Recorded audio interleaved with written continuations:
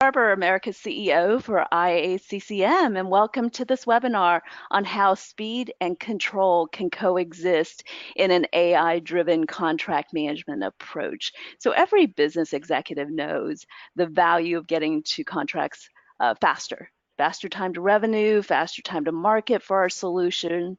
Faster is often better. But there are always concerns about whether moving faster means we lose accuracy, we take on more risk, we don't know what we're necessarily signing up for, and ultimately lose control of our contracts when we try to go too fast. So, how can an AI driven contract management approach help us get both speed and control? So, that's what we're talking about today with Arthur Raguette, EVP of Ultria, and a thought leader in this AI tech space. So welcome, Art, to this webinar, and let me turn it over to you to get us started.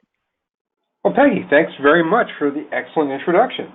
I think it's an interesting space that we're in where we sort of intermix artificial intelligence, tech, and contract management all in one sentence. I think we've seen certainly a turning point where the process and technology are starting to merge together, and folks are looking at ways they can leverage emerging technologies into their everyday world of managing contracts and commercial relationships. I think a lot of this might be caused by just sort of the dynamic, changing world that contract management professionals are in today.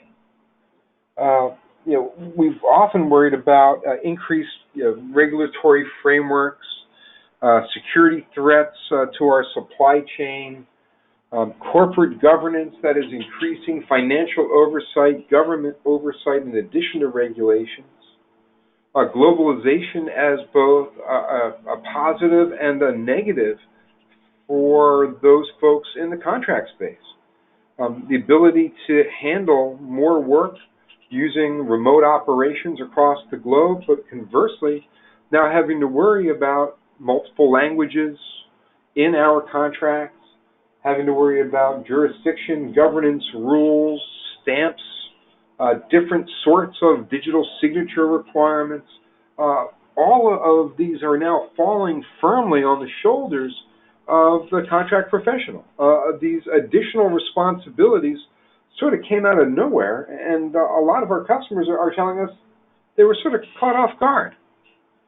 I mean, if we take this, combine it with the increase in organizational change, I don't know if I really call it organizational risk, but we're seeing the creation of the shared service center for contract management, not necessarily for just procurement or the source to pay space, or not just contracts for dealer sales or direct sales from a revenue side, but a consolidation of function and an appreciation that contracts are contracts, whether they are procurement or sell side or any kind of other sort of intellectual property or license protection.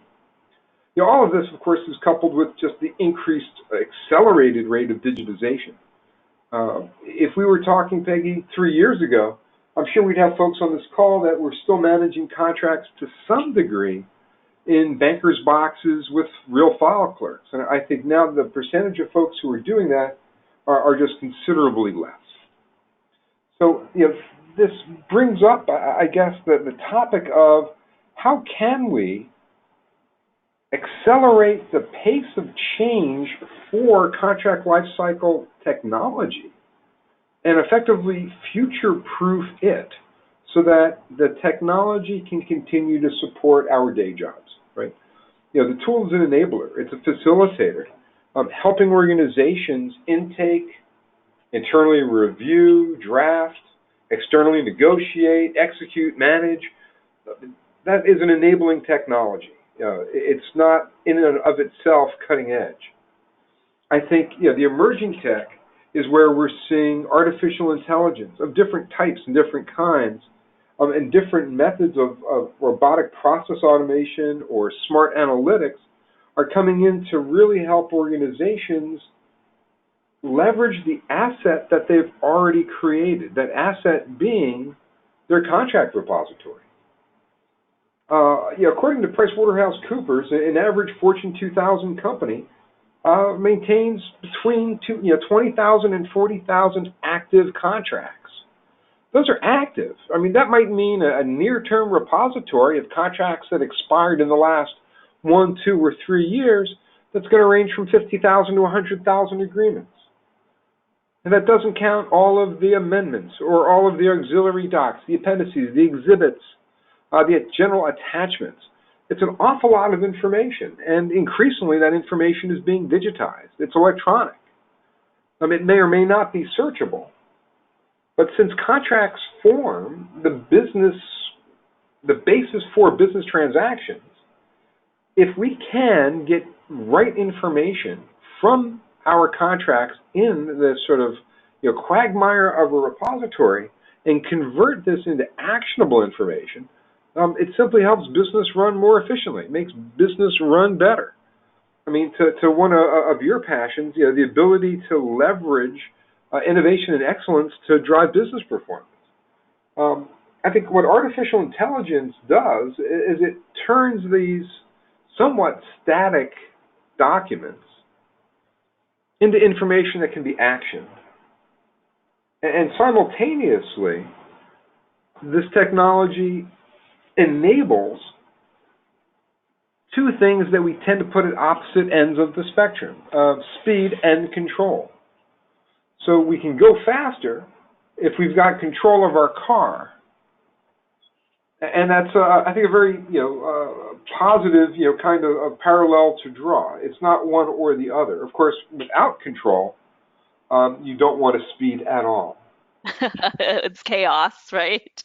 Absolute chaos. We often think about, when we get behind the wheel of a vehicle or a process or an organization, we think about the same thing. We need to go faster to get more done, but we want to get more done correctly. So it's a level of balancing control, accuracy, with the efficacy and speed of an improved process, which sounds like the byline of a white paper from a Big Four consulting firm, but really it is sort of what we like to think of. It's how we like to see our customers morph and change and improve as they use the technology. There's a couple of things that are very direct when it comes to artificial intelligence in contract management. There's a lot of things that it isn't. There are a lot of things that it is. So maybe separating some of that hype. There are 3 key areas that we've seen applied artificial intelligence drive actionable business results. The first is using machine learning. So this is allowing software to literally learn patterns from previous information. And that generates a predictive model that can be used in 2 things. Predicting the impact of content, right, the actual clauses and templates used in a contract, as well as understanding what the insight into the process of contract management may look like given some decisions that a contract manager or a relationship manager or a negotiator may make throughout the process. This is all about being able to balance risk and control with speed. The second, and this is the one that I think many of us think about when we think about artificial intelligence and the world of contract management, is natural language processing and semantic analysis. And don't worry, folks, we will take a poll to see how far out of the woods we are with this. But natural language processing is effectively letting a machine learn by reading the content and seeing from the content that it reads what is going on. In a very simple way, natural language processing is to read or to communicate in common language and allowing the computer, the software program behind the scenes, to understand what it's reading. And it does that by using semantic analysis, word frequency, word order, word proximity, and to use that mathematical model to insinuate meaning, for it to sort of understand. We're not talking about thinking, we're simply talking about interpreting. That's incredibly useful when we are looking at things like comparing clauses from a third-party agreement to one of your standard clauses in a clause library or a deal book or a deal sheet or a playbook, whatever you might use. And last is the robotic process automation, or RPA. And I touch on this because while RPA is probably the least glamorous of the approaches, it is one of the lowest risk technology deployments we can make and may bring some significant value specifically in the intake process. So RPA is at its core simply the automation of routine tasks. So we see it in smart wizards and intake portals to challenge users to provide information and use that information to structure a conversation, to put rails up to keep business intake requests for new agreements going where we want them to go, guiding them towards the happy path. So by deploying these, and we'll get into some more details, and I'll try to keep this at a high level, somewhat more conversationally, these three core technologies drive some rather broad benefits in contract management. And at an overview level, it's increased contract efficiency. And you can take that in a couple of ways. Certainly, we can say that for any contract that's written, it can be used more effectively. It may be utilized better. Obligations can be better managed. Entitlements may be more quickly received. So it is, as a sort of a financial vehicle, something that can be better leveraged. The contract process can also be made more efficient. So typically we see a reduction in contract turnaround time just through some basic contraction of subcycles like the intake process or the internal review and approval or even the external negotiation process, which is often one of the hardest parts of the life cycle to manage and to meter. Overall contract visibility and better compliance both before the signature and also after the signature. So combined, these all contribute to reduced costs of the contract process and increased monetary gains, whether it's increased savings on your sourcing contracts or increased revenue on your customer contracts.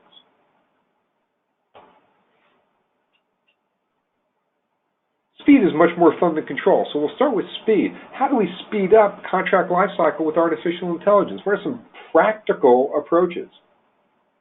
So while AI can certainly empower the CLM process to accelerate every stage of the contracting process, and in our model that's effectively 12 different sub-stages, where we see technology helping the most, places where our participants may see more of an impact, falls into the three that I've got listed below. The first is reducing that intake process. The back and forth between a business requester asking for an agreement and the contract owner in terms of who's the contract with, what's it going to cover, when should it expire, who else has to see it.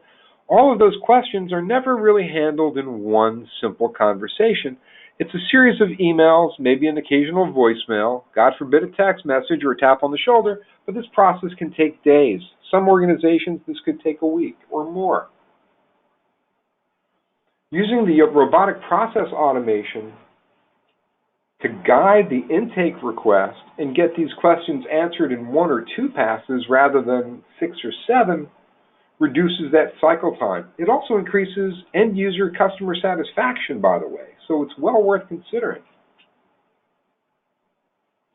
Now, both the review internal and external negotiation process can be shortened leveraging semantic analysis and natural language processing. This is where the CLM reads the returning red lines, or sometimes the third-party paper coming in,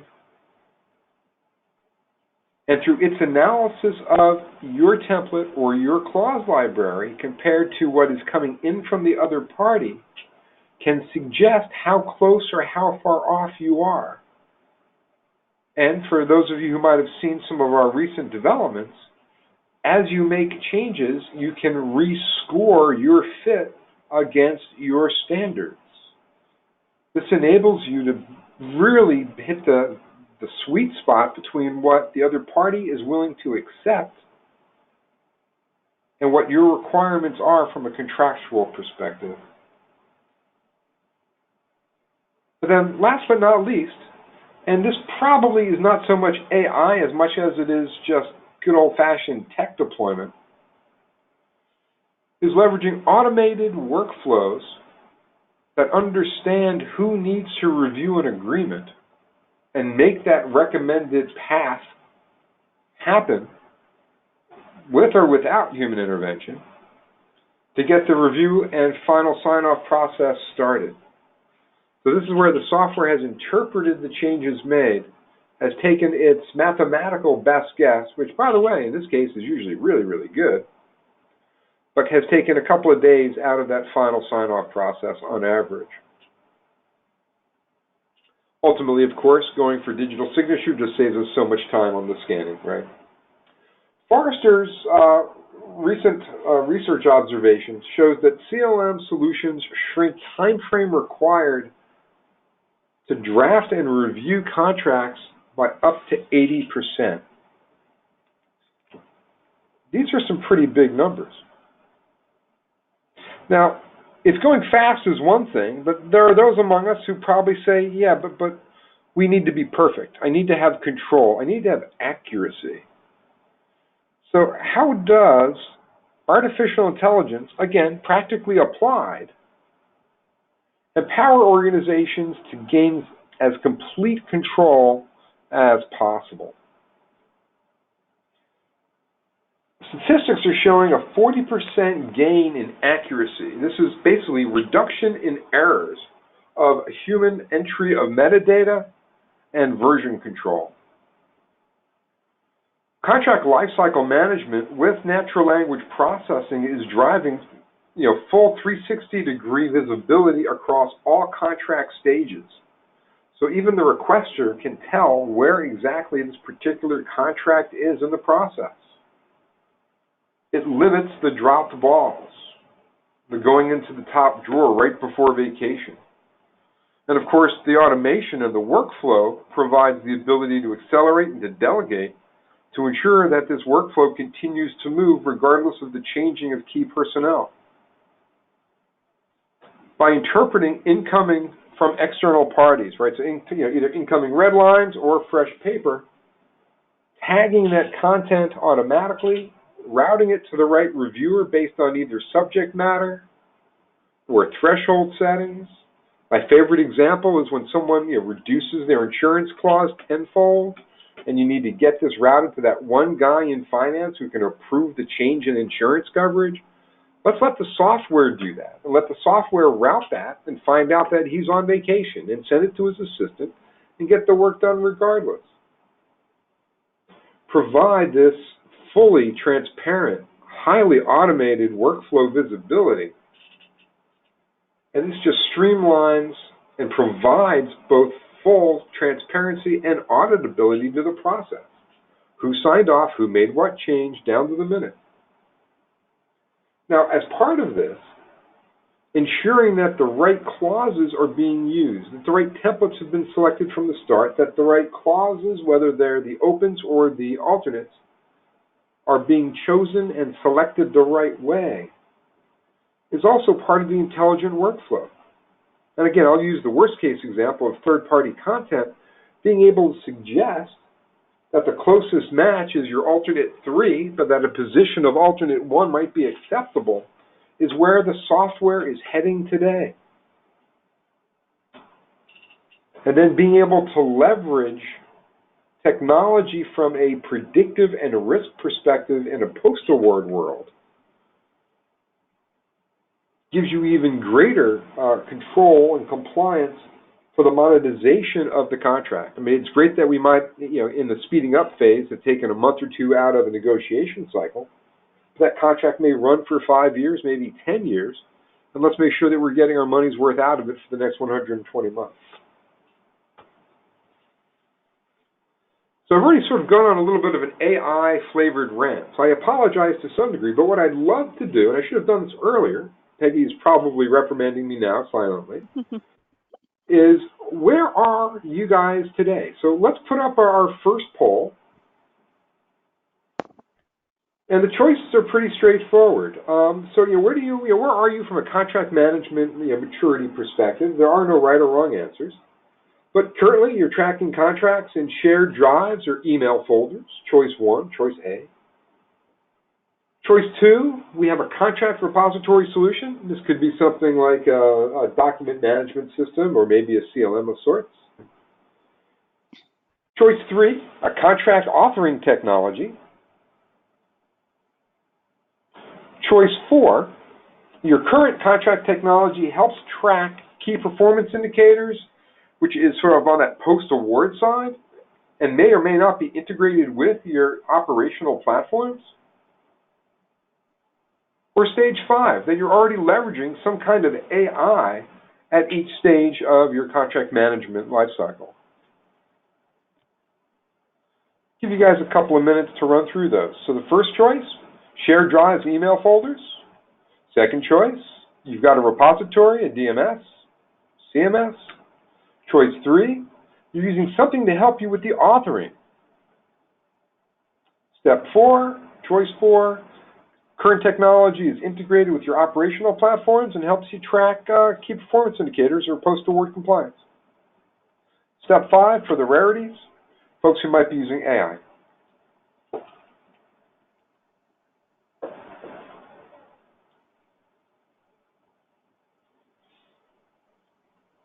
And just let me take this time while you're voting to remind you that you can ask a question at any time, throw it in the question box, and we'll make sure you get your questions answered.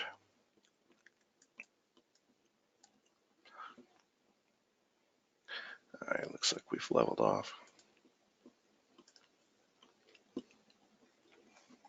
Okay, so Art's a 50, I know you can't see this, so 57% of the respondents say that they have a contract repository solution.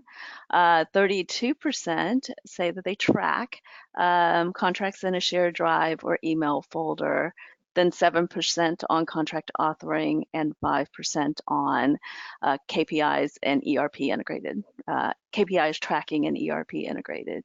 And generally, as we expected, nobody really in that AI stage at the moment. Yeah, I think that might have been a happy guess from our marketing team. What Yes. I find very interesting, though, is that almost two-thirds, you said 57% are Yes. running a repository solution. Exactly, 57%. So that is a much higher percentage, let's say now, than I would have seen 6 months or a year ago, don't you think? Yes, no, I agree. And, it's interesting. I think that as contracting as a function has received certainly a lot more visibility in the last few years than it has in the past. There's so many functions and processes that companies are looking at, and looking at driving efficiency, and contracting has been now a key focus because of all the things that you've talked about, Art. And so people are really looking much more at what can we do to automate each element of the contracting process to even understand how the process flows and where the gaps are or connection points are. It's a really great sign that we're kind of moving up the chain. As opposed to really those banker boxes, like you said, or those drawers somewhere out in the middle of nowhere in disparate drives or the like. A contract repository solution is actually a good thing. No, it's a great sign of progression. Absolutely. So, whether or not AI is going to be the next big thing, I mean, we're sort of thinking that there are some great ways that it can help. If 57% of the audience is running a repository today, it'd be great to think, where could we possibly leverage artificial intelligence to gain some additional value? So, if we start to look at the different methods of AI, and I'm just hovering here on my agenda screen, predictive AI for contract content and contract process insights, certainly very cool. Robotic process, great for managing intake, maybe some simple requests, and then letting the system generate best first draft behind the scenes, and then the natural language processing. And this is where I think we'll see increasing use of technology to help with assistive negotiation or suggestive negotiation guidance. I mean, for any attorneys and contract managers out there today, none of this is going to take your jobs. The idea is just sort of like your GPS, give you a little bit of a hint or two about what you may want to look at. That being said, just to pop up another poll, for those folks who have, well, actually any of you who answered, where do you think future tech or an AI-driven CLM can help you in the future? Right, so choice one, predictive content insights. Right, so this is the ability to understand content and to make suggestions as to how you may want to handle it. Step or choice two, smart contract parsing.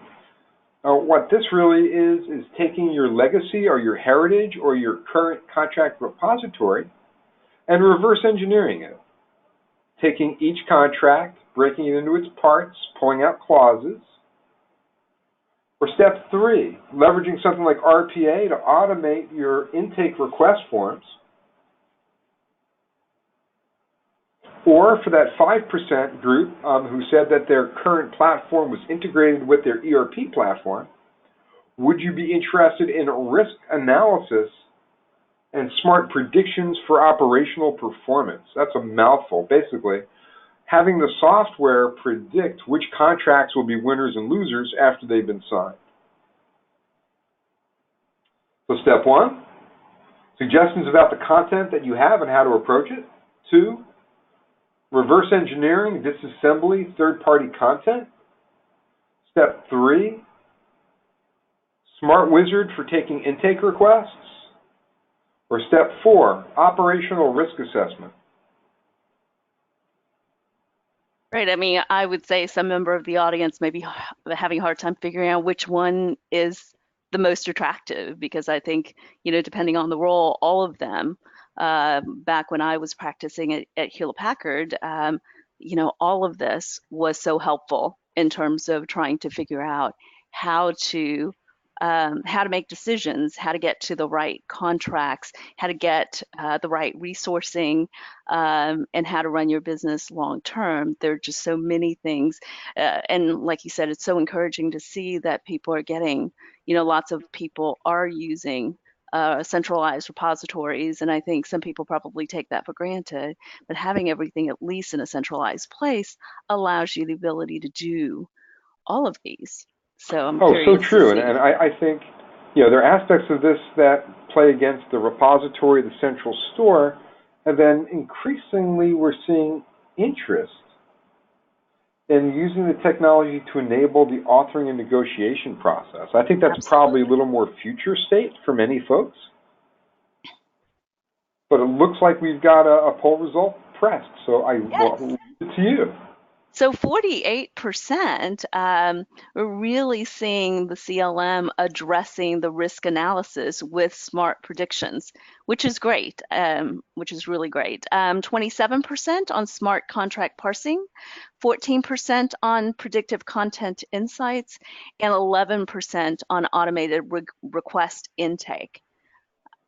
So really very much focused on using that data to run the business and to look at risk analysis. All right. That's excellent. I'm sort of thankful. I think that for the rest of our presentation, we should be pretty much on hook. Yes. So good. So I will sort of glance over then the predictive AI for contract management when it comes to content insights and the like. So let's just sort of run through this. So predictive AI for contract management really is using patterns discovered from past data to predict future.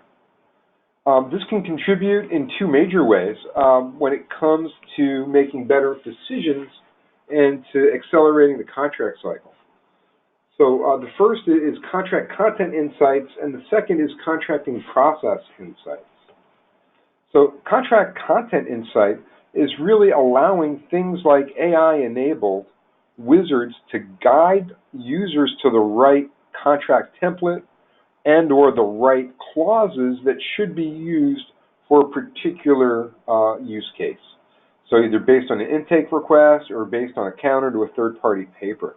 Leveraging the machine-based learning, which has parsed past contracts, typically the existing repository, to then make optimal suggestions for clause usage.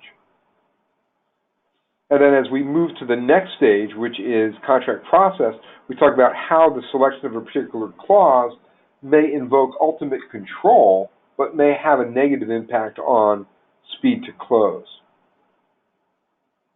So we know from our past dealings for any particular client that based on the kinds of red lines made, the clauses that are touched, whose paper is used, that the timing for a full life cycle can be extended or collapsed. Now, part of this sort of decision-making, which involves the human, of course, is the weighing of various risk ratings on a clause-by-clause basis. So while there's interest in operational risk, and we'll touch on that, there's also contract risk in terms of do you want to make certain concessions early on in order to accelerate the contract close, particularly true in high-value contracts. Now, contract processing insight is using predictive AI, again, which is learned from past performance of your company as well as others. Allows you to make very intelligent decisions about how to streamline or how to optimize your flow-through for contract authoring, contract review, and negotiation. Robotic process automation, which I think is about 11% of our audience, is where we effectively automate routine tasks. So according to IACCM's benchmark from last year, or the 2018, more than 60% of the respondents highlighted that automation initiatives were a priority for their organization. Using robotic process automation to route appropriate requests to the right users or teams or business units is a great first try for RPA.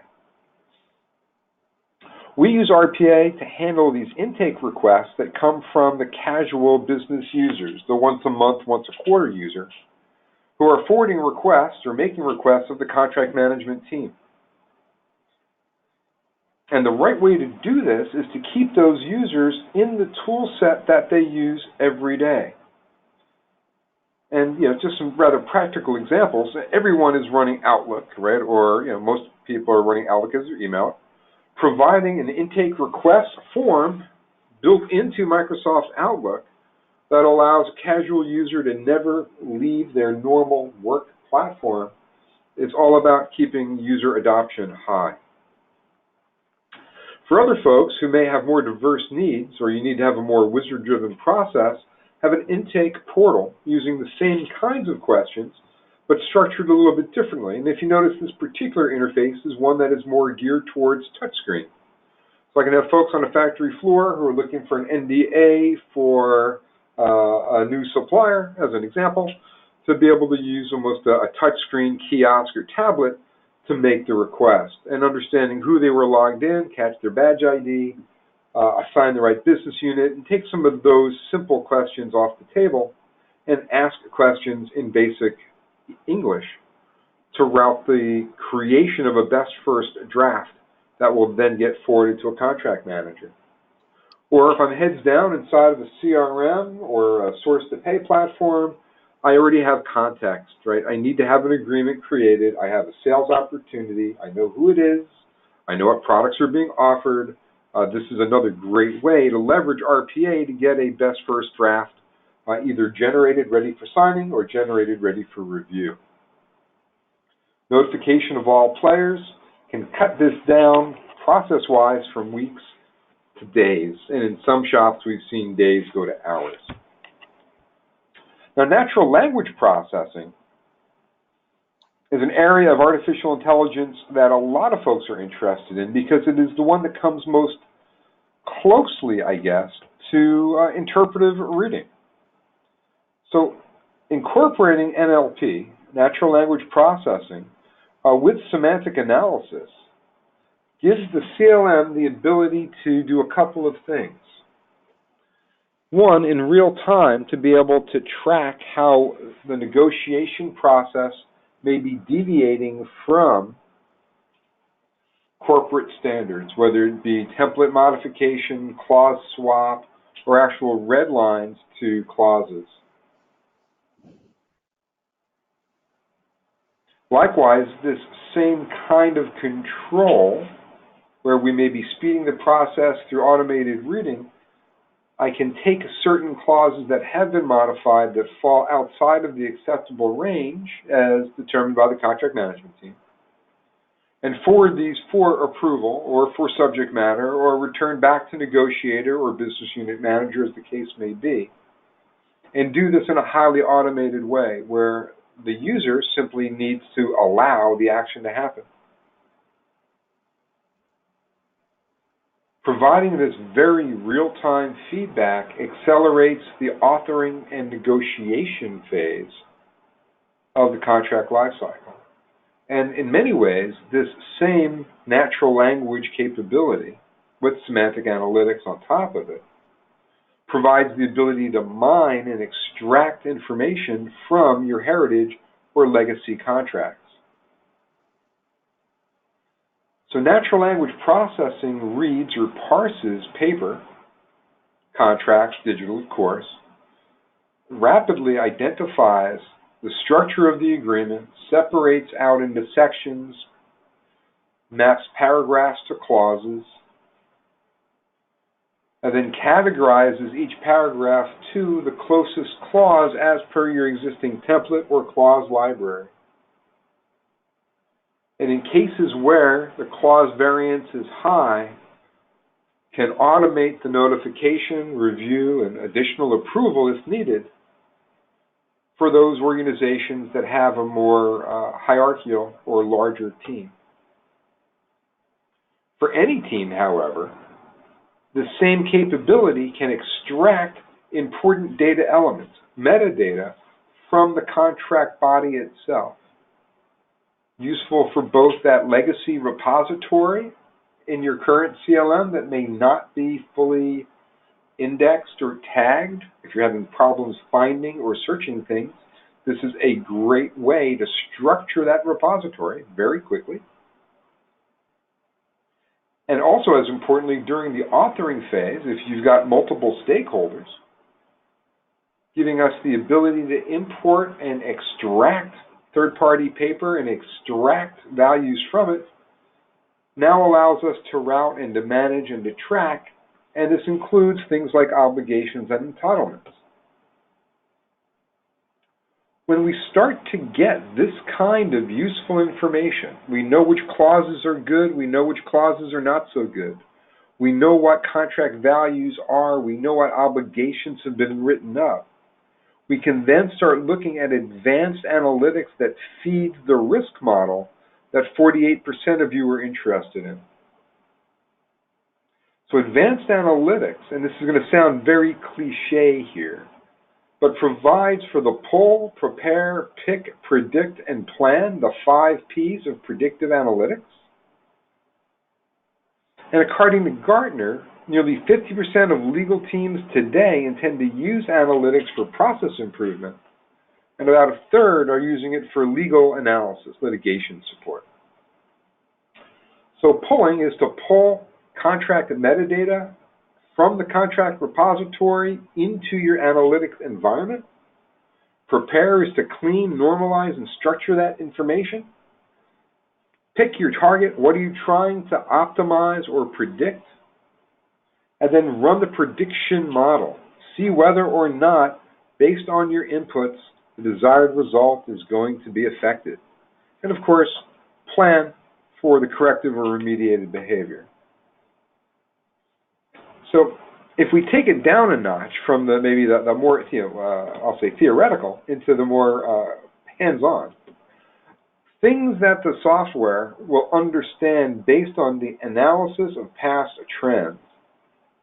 This can include clause-level risks. Contracts with these clauses did not perform well. Organizational risks, right? Which divisions, which business units, which geographies have not performed particularly well based on the interpretation of the contract. External vendor risk. The same might be said for customers also. Which contracts generally have delays?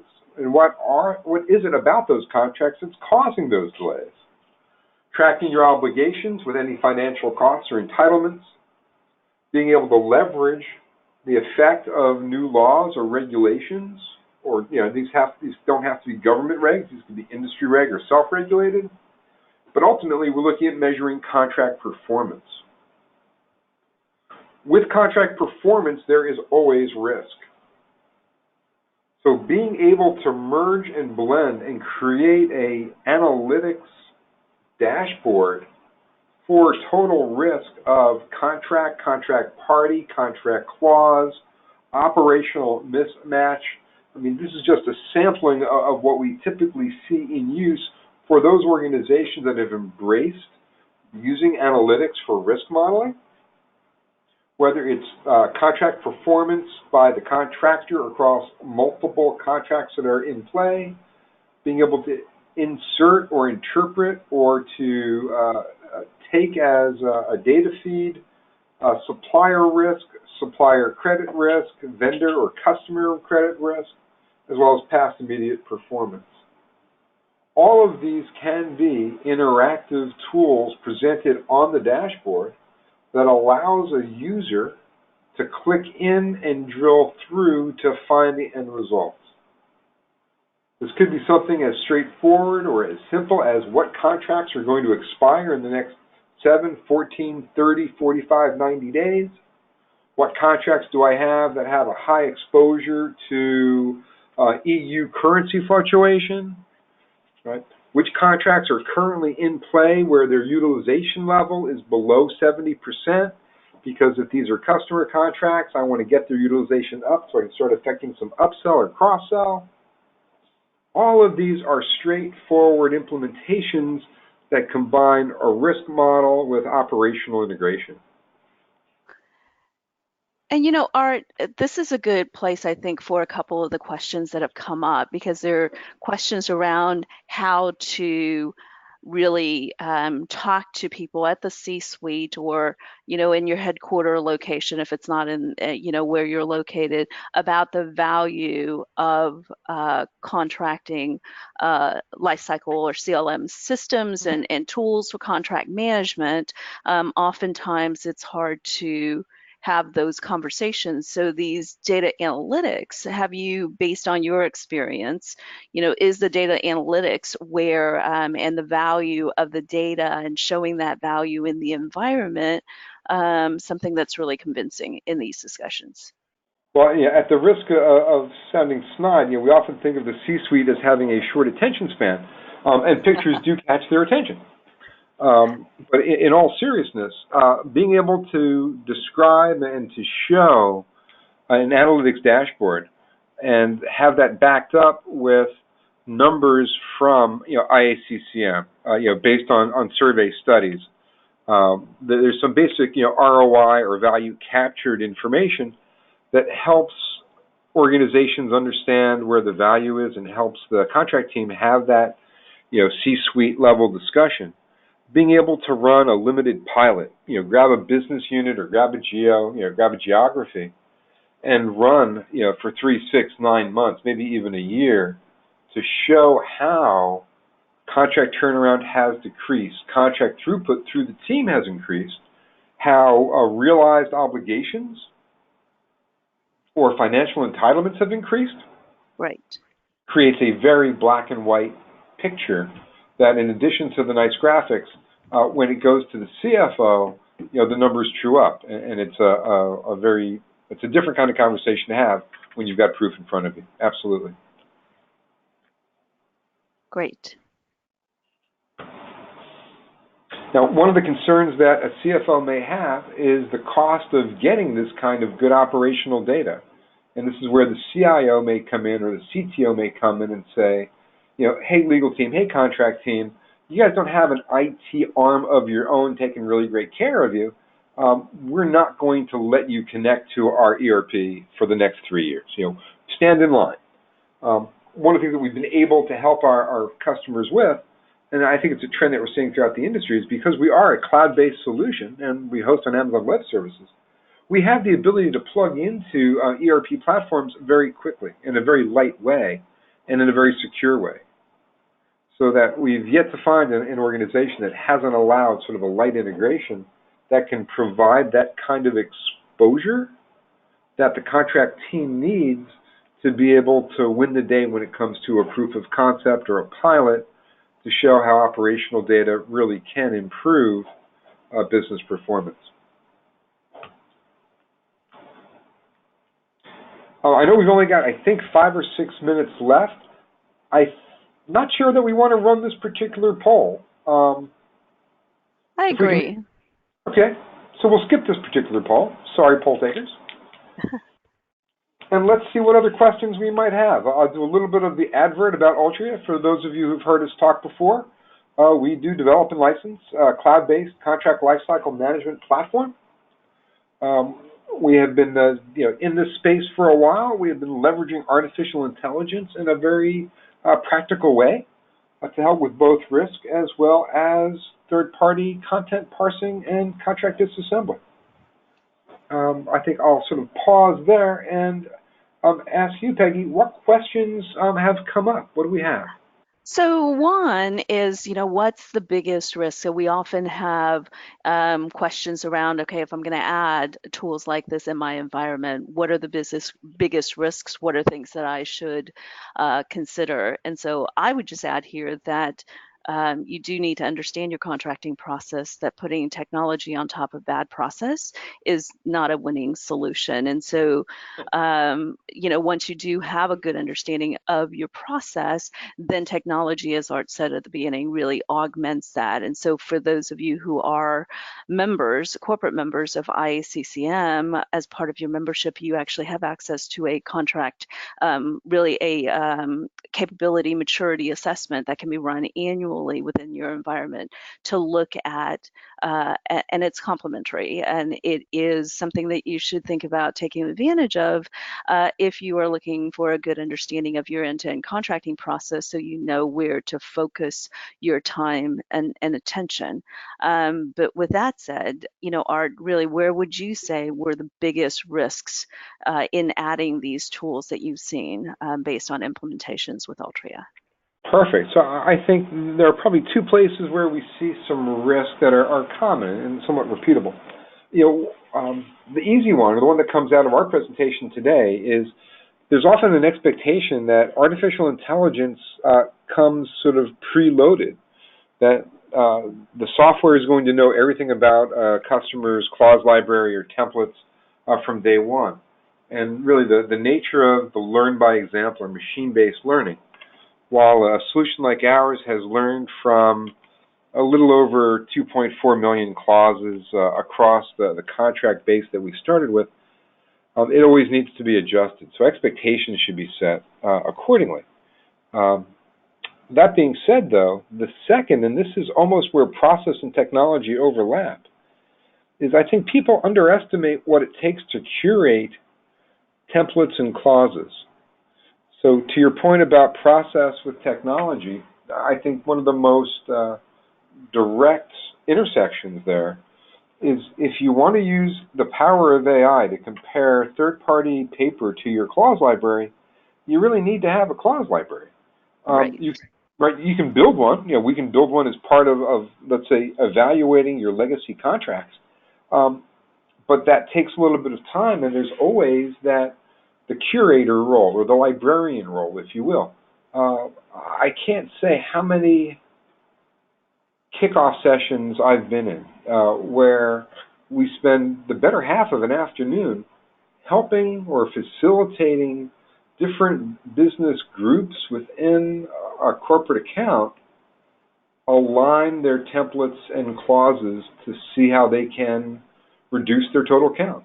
It sounds like a very simple thing, but it's one of those things that from a process, from a maturity perspective, I'm sure, Peggy, the IACCM structure would help people identify. So those are the two things, really, is make sure you have your expectations set, and maybe pilot or proof of concept is a great way to do that.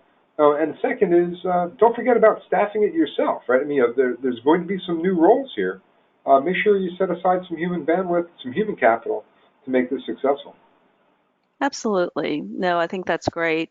Another question is, in terms of these AI-driven tools, I think one of the real benefits is actually to ensure that everybody has, all the vested interested parties have visibility across the contract stages and across places where they need to actually receive the data. So if they are in the middle of a negotiation, a redlining exercise, that they have that. So one of the questions is, how do you ensure that visibility across all contract stages for all vested parties? And what if the red line, for example, is with the counterparty? How does, is there tracking associated with counterparty um, activities as well as your own activities? Perfect. So, and that's a great question, because when people say, is there tracking of the red lines? We know that all red lines that come in, that come in and come out of the system are tracked and generated, even if it comes back without a red line. So we've all had these horrible experiences where we're good folks. We send out a red line, Microsoft Word, nicely commented, hey, external party, take a look at this stuff. They come back with a PDF, with no comments, Right. where you don't know what exactly they've done. Our platform does a direct compare of incoming versus what you sent, regardless. In the case of third-party red lines, if you are using the external party portal, you have certainly more control, but we know when it leaves, so to speak, when it's been emailed out, and we know when it comes back in. So it helps minimize, I'll say, the versionitis that is Yes. oftentimes associated with the third party. So the example that we like to use, I'll keep it brief, but it's a sort of a funny story, is our senior pre-sales engineer, Braden, often uses a particular individual that he must have had a really nasty negotiation with. Every time he sent out the contract, he'd have the date and the version coming out. So it's July 9th, version 3. The recipient, I'll make a fictional name, but Marvin Litz sends back a file called Marvin No Changes, and and all red lines have been turned off. Being able to track all of that and ensure that all the red lines, all the edits, comments are cumulative, and they're auditable. I know who made what change when. The only thing I don't know is who at the external party made the specific comments. Right. I Sorry, mean, just very think long of the answer, very short No, question. I mean, but what a time saver. So I think in 2 minutes left, the one final question. I know some people have lots of legacy. They're not in the central repository, and the question is, should we just start with a system that starts with all new transactions going forward, or is it worth the time sometimes to go and get the legacy data, even though sometimes it may be incomplete? And my guess is you're going to say that legacy data is can be so valuable, is something that should be gathered. Yeah, in fact, it'll be my answer is two-part. One is anything that is still technically current, and that you have data retention policies and rules. Yeah, So if it still falls within your data retention, I would suggest either migrating it or at least linking to it. The reason why it adds value is twofold. One is if you're thinking about leveraging the AI components of a solution like exactly. ours, you need to train it. The best thing to do is train it on relatively recent contracts. That's a great source. Second, of course, Fantastic. is for performance. Yes. No, fantastic. And I know we're just at the end of our time. So, Arthur, I just want to thank you so much for leading us through this session. And I hope that it's been informative for all of you in terms of how we can balance speed and control and really the value of a CLM solution.